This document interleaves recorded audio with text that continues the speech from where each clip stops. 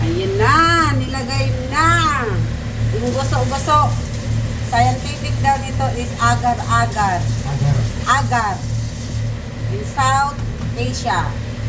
Ganyan guys, ang guso-guso sa amin tawag nito sa Bisaya. Sa Zamboanga is agar. Agar-agar. Tapos, ayan, masarap ito sa lare. And guys, kakain na naman tayo nito. Crunchy. Ito guys, kung malambot daw, ayan, medyo patagalan. Pero kung gusto nyo na crunchy, saglit lang. Ayan. Oh. Take ko yung crunchy. Itatapon ang tubig nito guys, para mawala yung mga laway-laway niya, huhugasan ng tubig. Ganyan ang paggawa ng guso-guso salad. Salad or kinilaw na gusto-gusto. Ayan. Tanggalin si laway para mawala. Para masarap. Yan, nilagay na sa kaldero. Para ilagay na yung ano tawag niya? Yung sauce niya. Ayan.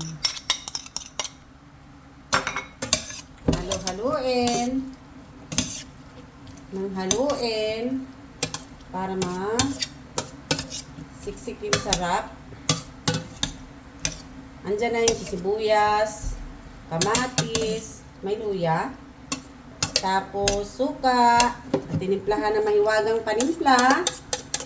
Ayan. Ganyan guys. Ayan. Nilagay na sa plato. Ang guso-guso sa Bisaya. Agar-agar sa Zamboanga. Scientific name niya is agar. Ayan guys, kain na po tayo. Masarap na yan. Oh, andyan na. Kakaiba na naman itong luto na ito. Gusto-gusto sa amin. Dami nito sa guys sa sa dagat. Minsan, hindi na namin pinapansin. Dahil sobrang dami. Kung wala na talagang maulam, ayan. Kuha na lang sa dagat. Ang dami. Meron pang isang klase nito yung lato. Kung kilala nyo yung lato. Sarap din yun. Ayan. Yummy, yummy. Kasunod naman yung lato, guys. Bibili ako ng lato.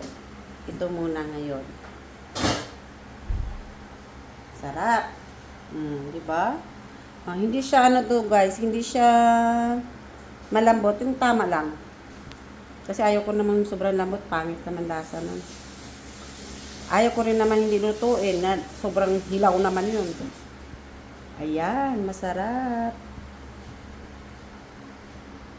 Hanggang dito na lang guys. Ma-flex ko sa inyo. Ayan, bye bye. Thank you for watching. Follow for more.